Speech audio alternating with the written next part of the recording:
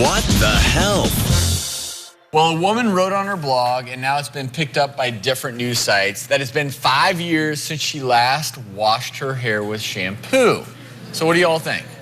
I would be afraid of the smell of what your hair would smell like and oiliness after that long and without any shampoo. So the smell, oiliness, and dull. Well, let's ask her. She happens to be joining us. Please welcome Jackie to the show. Hey, Jackie. Jackie, nice hair. Looks pretty and shiny. And full. Right? But Jackie, your hair looks great. Jackie, I have to do a whiff test. I have to. Because everybody at home is going to ask me, what did it smell? Let's see.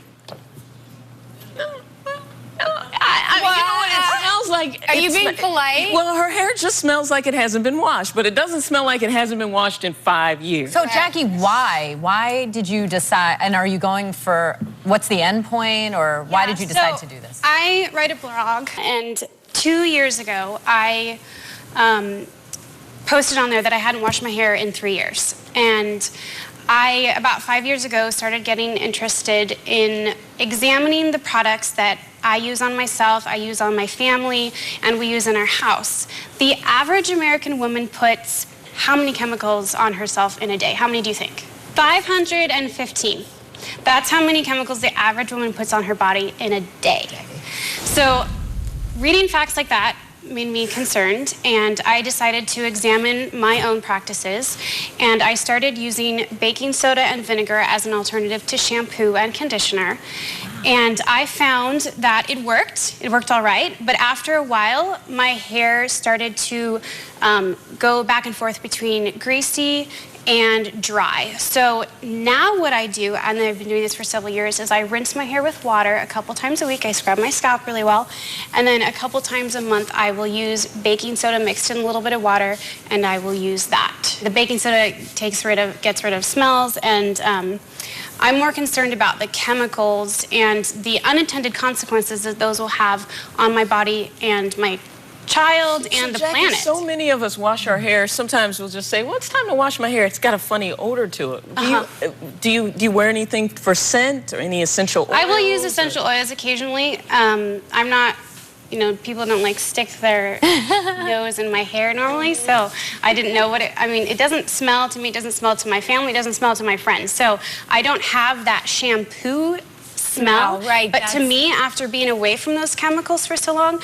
that actually smells toxic to me. My nose reacts violently to those kinds of chemicals. And I love the idea of what you're doing, because shampoo didn't exist 500 years ago.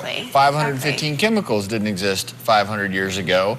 But we've never really discussed whether or not it is bad for you to not use shampoo, or maybe good for you. And to help us figure this out, we actually have invited dermatologist Dr. Ava Shamban to our show. So Jackie, how do you feel about getting a good hair and scalp exam using, it's something called a proscope? You can really look at your scalp and see if this has been beneficial or not, and also just talk about whether or not this is something other people should consider. Yeah, I'm excited. Come up here. Okay. And so Dr. Shamban joins us, and you would agree with me, Dr. Shamban, that what Jackie is doing, when you really sit down and think about it, it's not that crazy of a concept, because again, as far as I know, when human beings first came of being, there was no shampoo, right? That's exactly right. There was a time when there was no shampoo. And as it turns out, our skin is designed to naturally cleanse itself. It exfoliates, your cells just fall off, and your skin produces sebum, which is a natural moisturizer.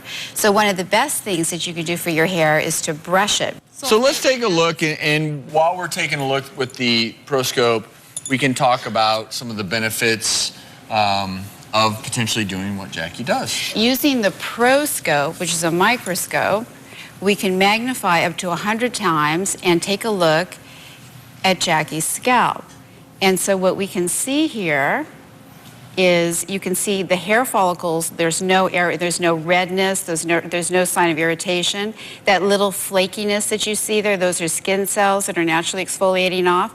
So maybe you need to brush it a little bit more, or really use your finger to scrub your scalp when you're using the water or the baking soda.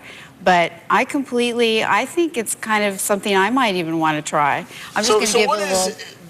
Yeah, it smells like sebum. Your hair smells just like normal oil. That's what I would say. Is it doesn't have that fragrance. Very natural. So we have to go to break, but Dr. Shamban, for someone who wants to be moderate about this, is there a really nice happy medium, acknowledging that we probably over shampoo?